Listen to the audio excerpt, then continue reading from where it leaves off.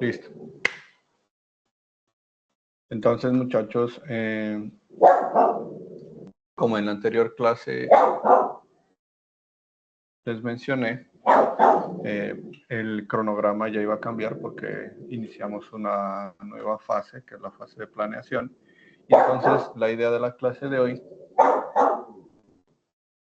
es que revisemos ese cronograma, revisamos fechas, revisamos evidencias, revisamos el material, cómo se, pues, igualmente hacerles el recordatorio o la retroalimentación de cómo buscar eso ahí mismo en Sajuna, para poder pues, continuar nuestro proceso por acá. ¿Listo?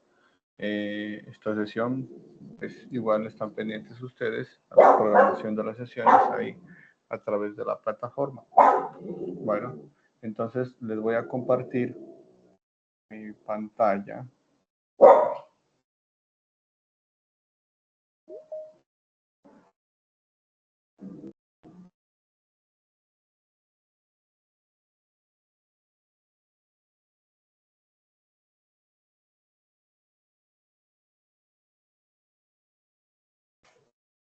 Listo.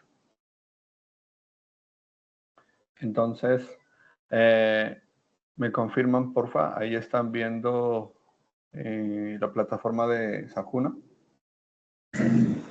Sí, sí. Ok. Bueno, entonces muchachos, cuando ustedes acceden a su ficha, acá está la 2977420, entonces estamos ya en fase de planeación, ¿cierto? Es fase 2, fase de planeación. Y en esta, pues, hay un cronograma. Nosotros en el cronograma, vámonos a la actividad, pues yo ya lo revisé anteriormente el cronograma. Entonces nos vamos a ver, déjame un segundito, aquí, cronograma fase de planeación. Seguramente ya está actualizado. Lo abrimos. Y una vez abierto, ya les comparto, déjame un segundito.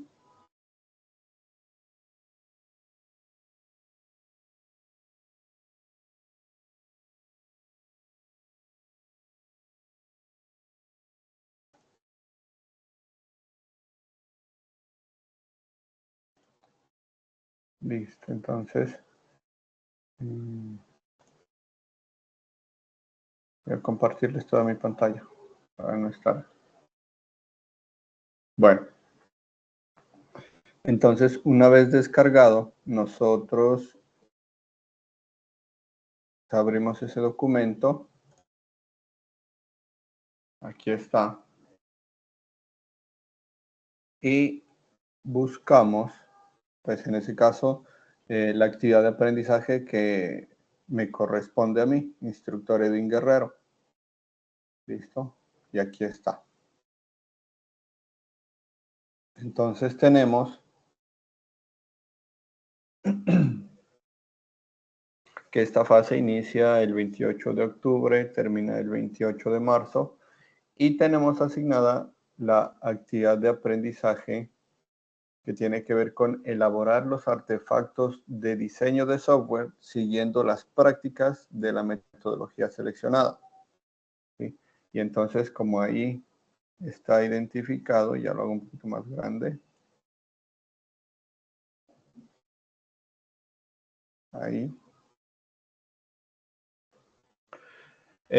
Como anteriormente les había mencionado, pues normalmente nos guiamos de los últimos 4 números, en este caso actividad 1095. ¿Listo? Y ahí donde dice GA4, esos primeros números, quiere decir que estamos en acá, en la actividad de proyecto 4. ¿Listo? Bueno, entonces, dice que de la actividad de aprendizaje 1095, nosotros estamos encargados de la actividad de aprendizaje 2, evidencia 4. Y entonces, si yo me voy acá a Sajuna, me voy a la actividad de proyecto 4, busco esa guía de aprendizaje y acá se menciona, aquí está, estamos en la actividad de aprendizaje 2, evidencia 4. Entonces, actividad de aprendizaje 2, la despliego, evidencia 4. Aquí está.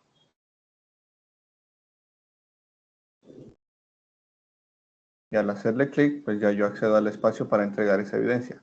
Pero, entonces, ¿cuál es el material que yo debo revisar? Entonces, yo descargo la guía de aprendizaje. Listo, ya está descargada. Entonces, la abro. Y cuando yo la abra, entonces busco el 1095. ¿Cuál es la actividad de aprendizaje 2?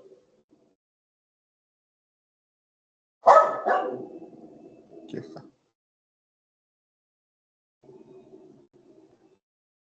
Evidencia 4, como acá dice. Actividad de aprendizaje 2, evidencia 4. Entonces, actividad de aprendizaje 2, evidencia 4. Listo. Entonces yo accedí ahí rápidamente. Denme un segundito, quito esos comentarios. Listo.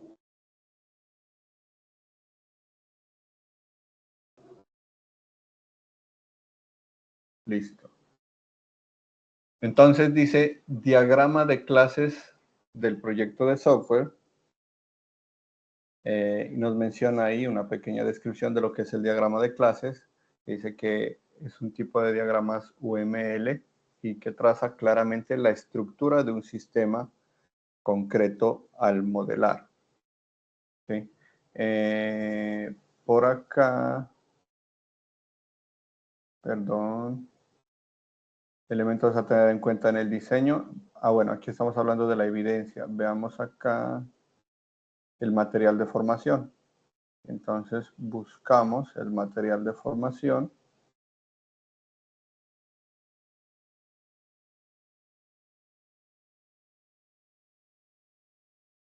En la guía. Aquí está. Mire. Actividad de aprendizaje 2. Elaborar artefactos usando el paradigma de programación orientada a objetos.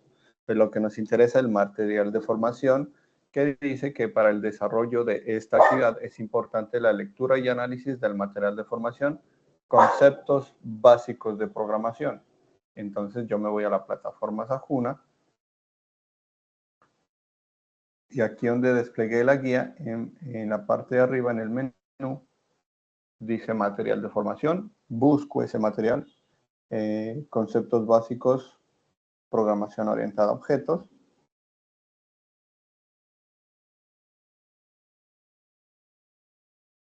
¿Listo? Y bueno, accedo al recurso.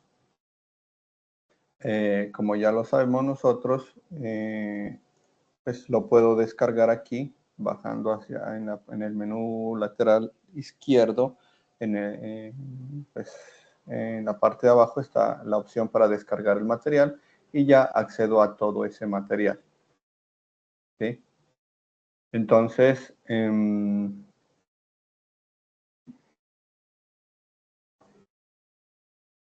bueno, una vez yo accedo a todo ese material, quiero conocer en la guía de aprendizaje de qué se trata la evidencia 4.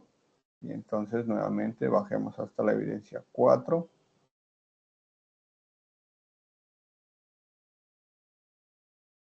Listo.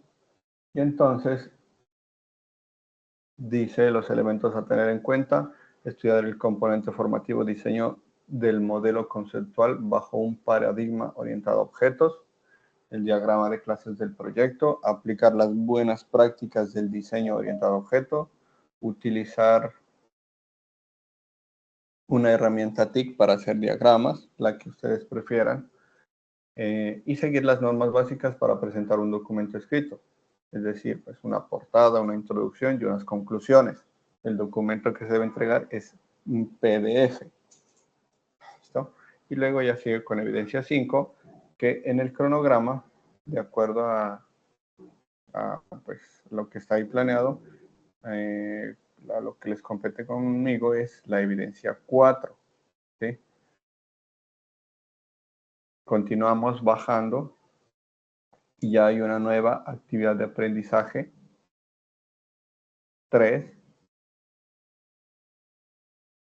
¿Listo? Esa también propone una evidencia 3. Y veamos qué más hay por acá.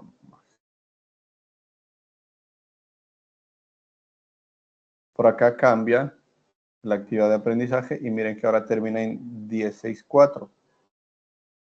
¿Listo? Ese 10.6.4 dice que es analizar el contexto productivo según las características y necesidades.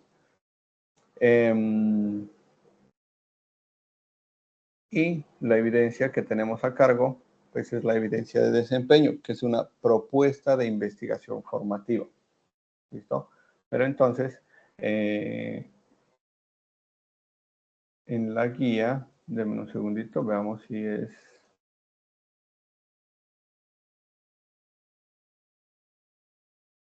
la misma guía, GA5.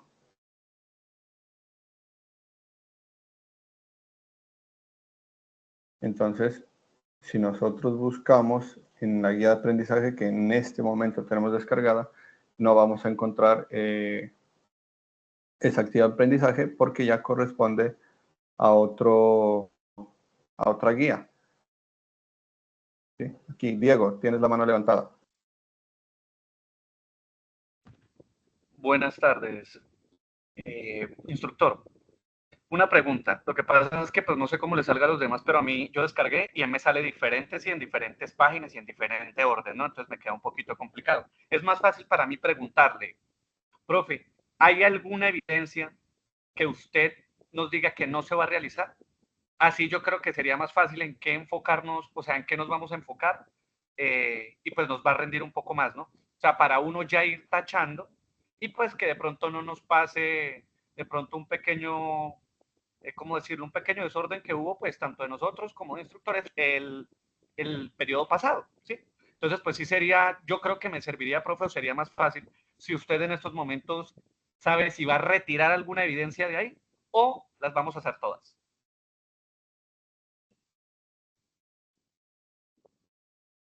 Listo. Bueno, entonces, teniendo en cuenta eso, lo que tú mencionas ahorita, mira que si nosotros revisamos acá el cronograma, tenemos una actividad de aprendizaje con un código diferente, ¿cierto? Pero vamos a tener en cuenta que la finalización de esta fase es en marzo del próximo año. ¿Listo? Entonces, ¿qué les propongo yo? No nos vamos a enredar trabajando en esas dos actividades de aprendizaje en tan poco tiempo que nos falta pues para terminar el proceso de este año. Y entonces, preocupémonos en este momento únicamente por la primera actividad de aprendizaje que vimos acá y por esa evidencia. Una sola evidencia conmigo para presentar ahora en este proceso. ¿Listo? Que sería esa evidencia acá. Bueno, aquí tenemos dos. Tenemos la evidencia 4 de la actividad de aprendizaje 2, que es el diagrama de clases, y tenemos la evidencia 3 de la actividad de aprendizaje 3, que dice que es el diagrama de despliegue para casos de estudio y proyecto de software. Centrémonos inicialmente en esta primera, diagrama de clases. ¿Listo? Y de acuerdo a cómo revisemos el material y a cómo pues, se disponga de los tiempos y al tiempo que ustedes dispongan, las evidencias, pues ya charlamos después cómo hacemos el proceso de entrega de esta otra evidencia. ¿Listo? Dependiendo de la complejidad de la temática que revisemos ahora. ¿Listo? ¿Qué les parece? Preocupémonos ahorita solo por esta inicial, esta primera evidencia. La de diagrama de clase en el proyecto, ¿sí, instructor? Correcto. Ok, esa para mientras termine este periodo de año. Y las otras las enfocaríamos tan pronto iniciemos en enero, creo que iniciaríamos. Sí, igualmente, como les comento, vamos a revisar el material que ahí nos dice la programación orientada a objetos. Supongamos, pues, que a ustedes les parece sencilla la evidencia, que es fácil de realizar, que no tienen que, pues, dedicarle mucho tiempo, y supongamos que la terminan rápido. Pues entonces ya iniciamos revisando el material de acá. De lo contrario, pues ahorita solo preocupémonos por esta primera evidencia. Eso es lo que les propongo, ¿cierto? Levanten el dedito si están de acuerdo, pues para no enredarnos con tanta actividad de aprendizaje. Primero lo primero.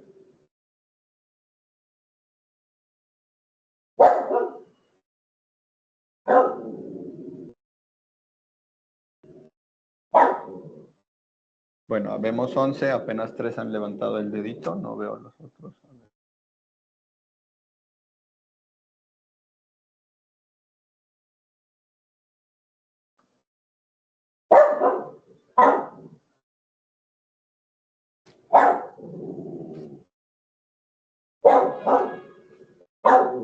Bueno, entonces muchachos, quedamos en ese acuerdo, ¿sí?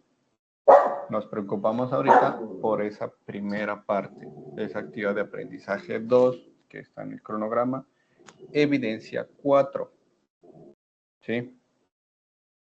Y entonces, bueno, ¿dudas hasta ahí o procedemos a revisar el material? Nos queda todavía un tiempito disponible en la clase para poder revisar el material y para poder hacerles primero una aclaración sobre eso de programación orientada a objetos. No ha sido claro. Ok, bueno, entonces, continuemos acá. Muchachos, conceptos básicos de programación orientada a objetos. Dice que en este componente formativo se abordan los conceptos clave del paradigma orientado a objetos, entre los que se encuentra la abstracción, encapsulamiento, modularidad, jerarquía y poliformismo. Adicionalmente, se introducen los conceptos de clases y objetos desde la perspectiva de este paradigma, entendiendo que estamos hablando del paradigma orientado a objetos. Primero, es una preguntita inicial. ¿Por qué creen que se llama programación orientada a objetos?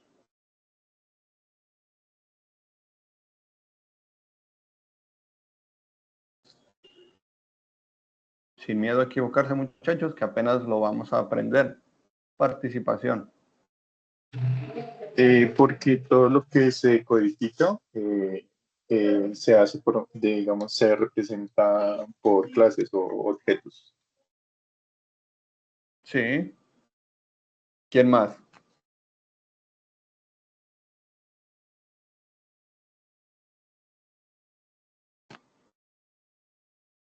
Bueno, entonces lo que el compañero Sebastián creo que fue, participó. Todo se hace pues en base a clases u objetos, de acuerdo a lo que mencionó él. Entonces, pongamos un ejemplo. El ejemplo que normalmente se utiliza para que se entienda mejor eso de programación orientada a objetos. Supongamos que usted va a construir una casa y entonces esa casa cada elemento de esa casa viene siendo un objeto. Cada elemento con el que usted va a construir esa casa. ¿Sí? Es un objeto. Y cada objeto con el que usted va a construir esa casa tiene características y tiene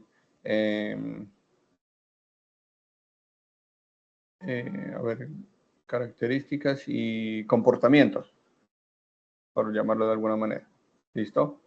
Y entonces, en la programación orientada a objetos, supongamos que nosotros vamos a programar primero una clase llamada perro. ¿Por qué clases? Porque cuando yo declaro una clase en la programación orientada a objetos, pues yo puedo utilizar esa clase varias veces para crear varios objetos. ¿Listo? Y entonces, si yo estoy programando y creo una clase perro, entonces creo un objeto que se va a llamar mi perro. Ese mi perro va a tener unos atributos y asimismo va a tener unos métodos, ¿cierto? Y entonces puedo también crear otro objeto que se llame tu perro. Ya son dos objetos diferentes creados con la misma clase, ¿sí? Y entonces a mi perro, entendiendo que él tiene unos atributos, pues para diferenciar mi perro y tu perro, digamos que los atributos son diferentes, color, raza, tamaño, etcétera, ¿cierto? Y entonces yo a ese objeto le voy a programar también unos métodos. ¿Listo? Supongamos que mi perro es un perro pequeño, como que creo que escucharon ladrar hace un momento, y entonces obviamente le voy a buscar hoy un audio de un perro pequeño para ladrar, ¿cierto? Entonces ese ladrar sería un método. ¿Listo? ¿El método de quién? De mi perro. Pero tu perro también tiene un método, que también es ladrar. Obviamente va a ser diferente, porque tiene atributos diferentes y tu perro, supongamos que en este caso sería un perro grande. Entonces es un ladrido como más grueso, más fuerte. ¿Listo? Para entenderlo mejor, programación orientada a objetos. Porque también existe algo que se llama programación estructurada o programación orientada a eventos, que pues en este caso pues no es que la vayamos a tratar mucho porque pues lo principal para nosotros es objetos, pero como para hacerles un ejemplo de algo así de programación orientada a eventos, hablemos de un lenguaje C en el que se va a programar una calculadora. Entonces cada botón cumple una función y esos son los eventos. ¿Listo? Pero centrémonos en lo que es la programación orientada a objetos. Bueno, preguntas hasta ahí.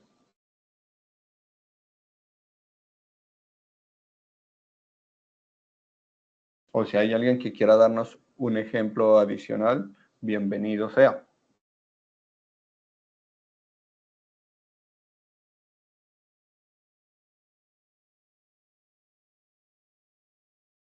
Bueno, entonces si no hay preguntas, se asume que está comprendido hasta ahí lo que hemos tratado en esta sesión. Entonces, continuemos.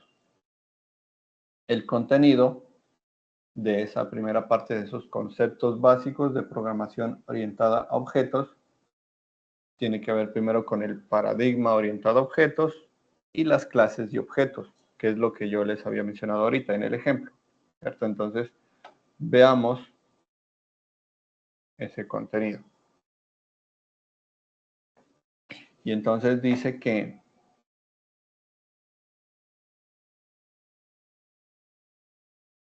la primera introducción.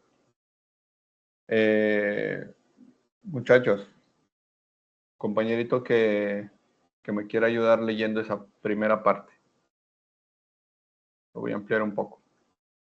Ahí.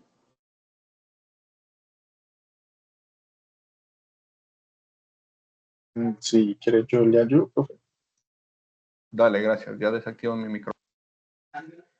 Algunos de los elementos fundamentales que se usan para la descripción de un algoritmo en un lenguaje de programación son los identificadores, los cuales pueden ser variables o constantes dependiendo del comportamiento de los valores que registremos en ellos.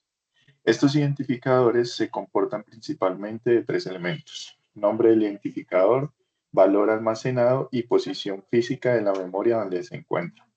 Para poder utilizar identificadores se debe realizar el proceso de declaración de identificador, donde se define el tipo de dato asociado, el cual indica el tamaño a reservar en la memoria y el nombre de dicho identificador. Dependiendo del lenguaje de programación utilizado, existen diferentes tipos de datos. Entre los más comunes encontramos los int, string y char. Sin embargo, los identificadores tienen restricciones, ya que por la estructura de su construcción solo pueden almacenar un valor a la vez, el cual debe coincidir con el tipo de dato definido. Cuando el problema a desarrollar requiere gran cantidad de información y adicionalmente la información se compone de diversos tipos de datos, el mecanismo de identificadores se vuelve obsoleto, no solo por la gran cantidad de estructuras de memoria que se deben construir, sino que su gestión también será más compleja. Por ejemplo, si se necesita gestionar la información de una agenda de contactos electrónica, donde por cada contacto se desea almacenar el nombre, apellidos, alias, teléfono, correo, dirección, notas y número de acceso rápido para llamadas. Al seguir el modelo de almacenamiento temporal de datos con identificadores, deberá crear una variable para cada uno de los datos de contacto, teniendo cuidado de asignar el tipo de dato correcto. Algo similar se presenta en la siguiente tabla al utilizar el lenguaje de programación Java.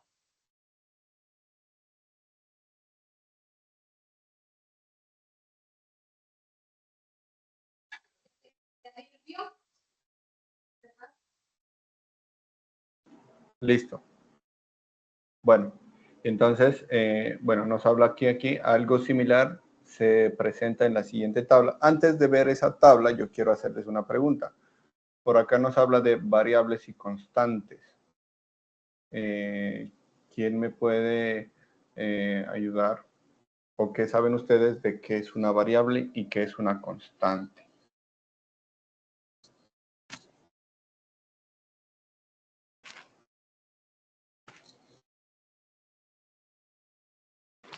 Como les mencioné, muchachos, estamos aprendiendo sin miedo a equivocarse.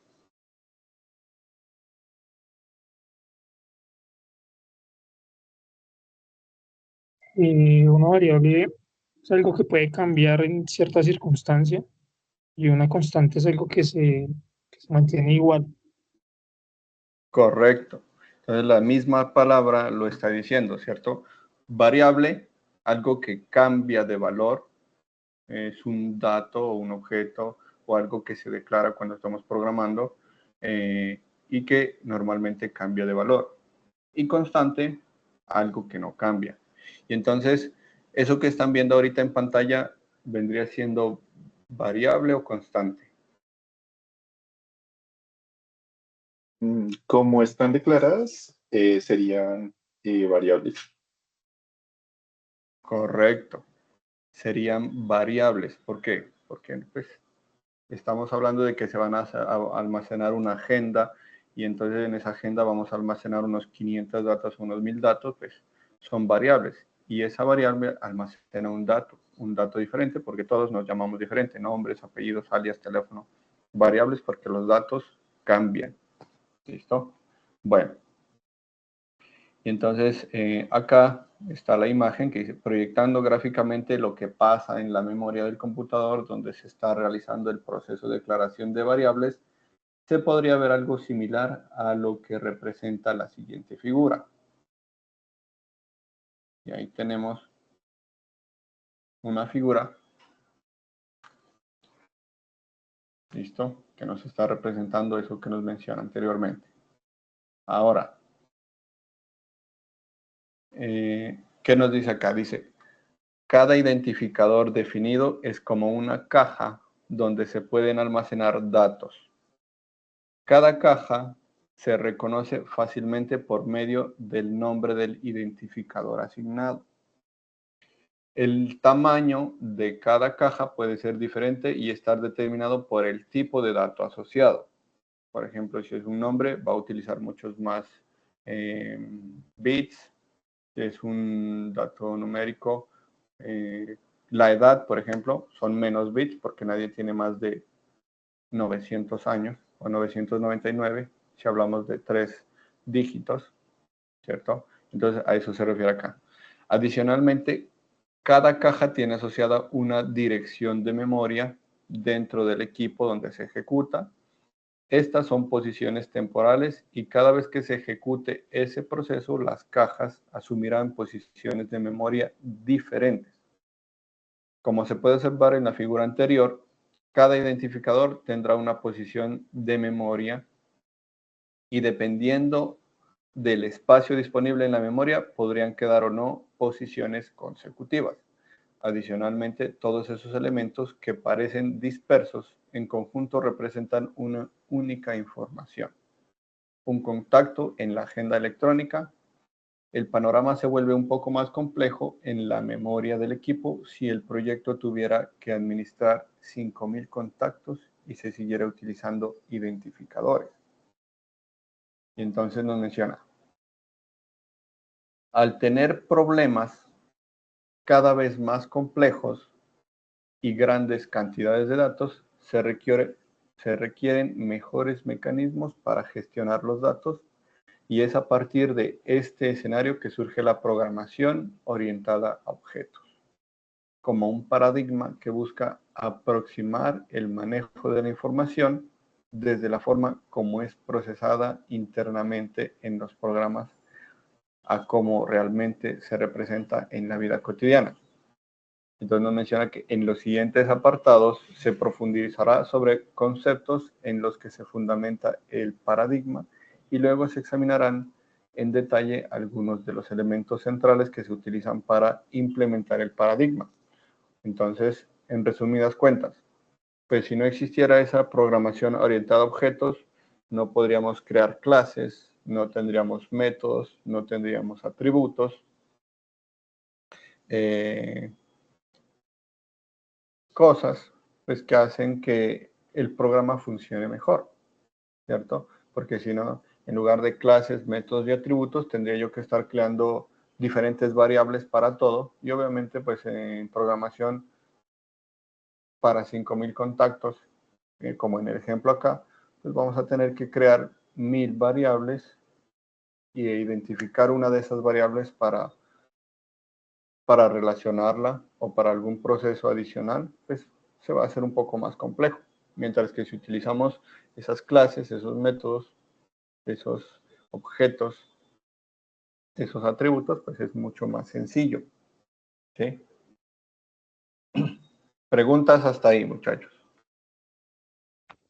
Sí, profe, yo tengo una. Profe, nosotros estamos hablando desde el punto de vista del usuario a la hora de usar un software, pero no ante la vista de un desarrollador, ¿cierto? Porque, por ejemplo, constante, vamos a poner que la constante es la variable, perdón, es la edad. Por ejemplo, entonces yo sé que la variable puede cambiar de 26 a 27, ¿cierto? Pero la constante, yo sé que es un valor fijo y este no se va a poder mover. Entonces, por ejemplo, digamos el número pi. Ahora, imaginemos que esa constante yo la utilizo, digamos, en mi caso, para un software bancario, para que no se mueva el interés. Entonces, mi pregunta sería, variable y constante, ¿la estamos viendo desde un punto de vista del desarrollador, desde el usuario o desde el de los dos? En este caso, profe, entonces, mi pregunta sería esa, porque en cualquier punto del desarrollo, digamos, yo dejé que el dato de pi fuera constante y digamos, sí, constante. Entonces, digamos, yo lo dejo como 3,1416 en el programa, ¿verdad? Pero en el transcurso o sea, si yo soy el desarrollador, ¿eso yo no lo puedo cambiar más adelante? Es que no entiendo eso. O sea, a ver, yo entiendo el concepto gramatical de variable constante, pero a la hora de la que yo estoy desarrollando, tanto constante como variable no serían variables para mí como desarrollador.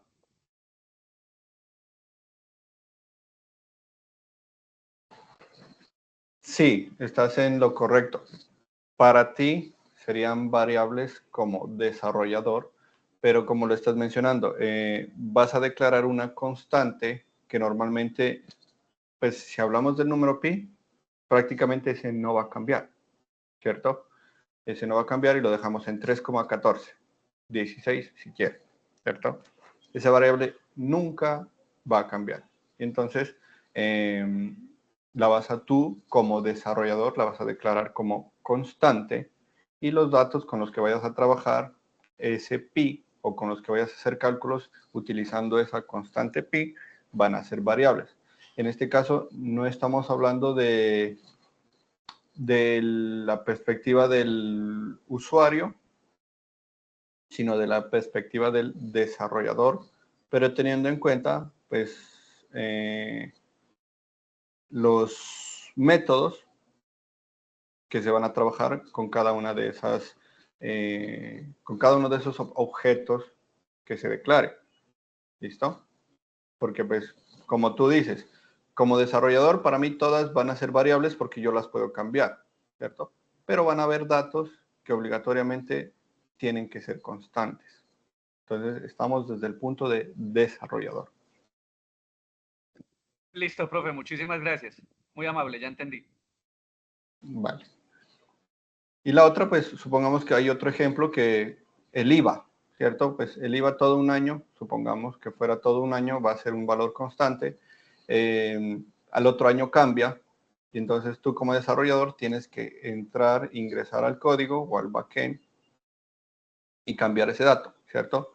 Digamos que para ti como desarrollador sí es una variable, pero para el usuario es una constante. ¿Listo? Obviamente para cambiarla requiere de un proceso más profesional, de mayor conocimiento, ¿cierto? Pero entonces veámosla como constante y como variable. No hablemos como que yo puedo cambiar esa constante porque pues obviamente entonces en el mundo existiría todo variable, ni una constante porque lo estamos viendo desde la perspectiva de desarrollador y desde el Profe, código. en teoría, o sea, yo podría sacar mi definición propia, algo así como un variable y constante mientras el programa esté en ejecución. Sería más fácil, ¿cierto? Porque la idea es que esa constante siga siendo constante mientras el programa está siendo, mientras esté siendo ejecutado el programa. Porque tanto para programa, o sea, tanto para el desarrollador como para el usuario, seguirá siendo constante. Entonces sí estaría bien si yo anoto como mientras el programa está siendo ejecutado, sería constante y variable. Correcto. Como tú la mencionaste al inicio, pues es lo más claro posible. Está más claro, ¿cierto? Listo, profe. Gracias. Bueno, continuemos por acá entonces. Y entonces dice ahora, el paradigma orientado a objetos es un concepto que inició en los años 70, pero que se logró estandarizar alrededor de los años 1997 con la aparición del lenguaje UML o lenguaje unificado de modelado, teniendo presente que la palabra objeto no hace referencia necesariamente a componentes gráficos de un sistema de información. ¿Listo? Atentos a esa parte. Teniendo presente que objeto no hace referencia necesariamente a componentes gráficos del sistema de información. ¿Listo? Bueno, entonces nos muestra ahí una frase de un autor que dice que para que un sistema o modelo sea orientado a objetos, debe tener los siguientes elementos: abstracción, encapsulamiento, modularidad, jerarquía y poliformismo. Entonces, aclaremos cada una de esos elementos. Cuando habla de abstracción, ¿quién me ayuda leyendo esa parte?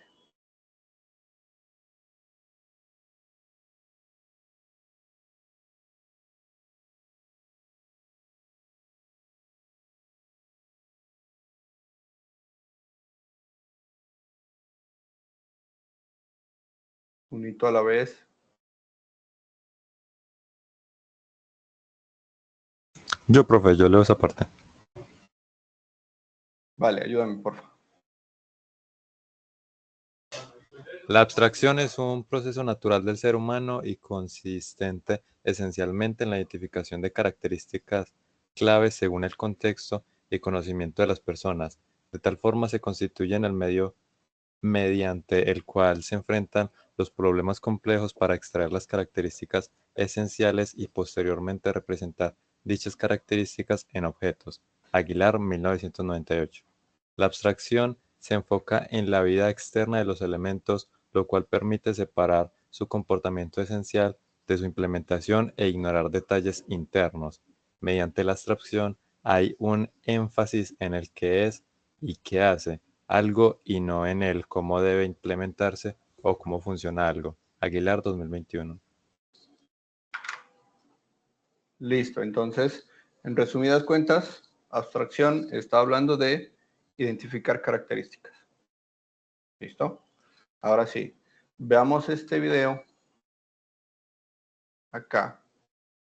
Es un video corto y con eso pues terminamos la sesión de hoy y continuamos ya la próxima clase, ¿les parece? ¿Me confirman? Si Sí, no señor. Listo, profe.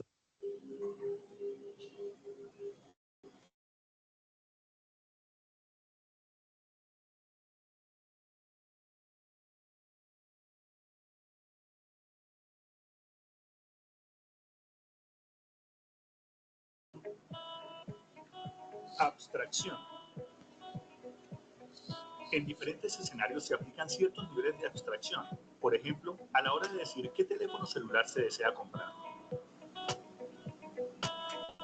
Una persona de negocios de edad adulta puede interesarle la disponibilidad de comunicación por medio de telefonía móvil, así como la conectividad a las redes de datos y la facilidad con la que pueda conectarse a cualquiera de estas redes.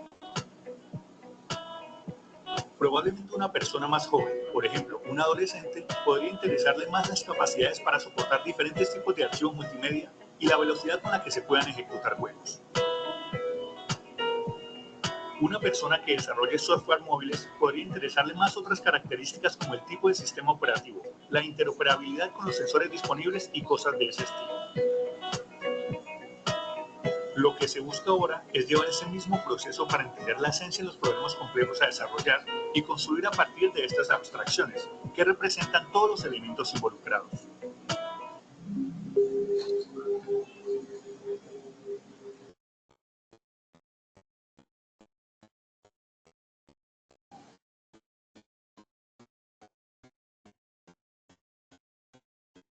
Bueno, y entonces, ¿por qué es importante la abstracción?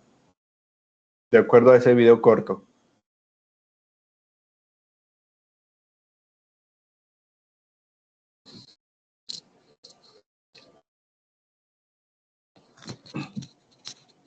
¿Quién le prestó atención?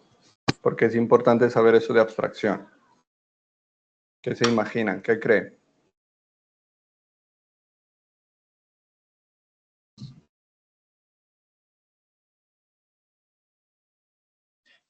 Porque en muchos casos, profe, pues el usuario final lo que necesita es una funcionalidad y pues no necesita saber cómo funciona o qué otros actores intervienen para generar esa funcionalidad. Bien. ¿Y esa funcionalidad de qué depende?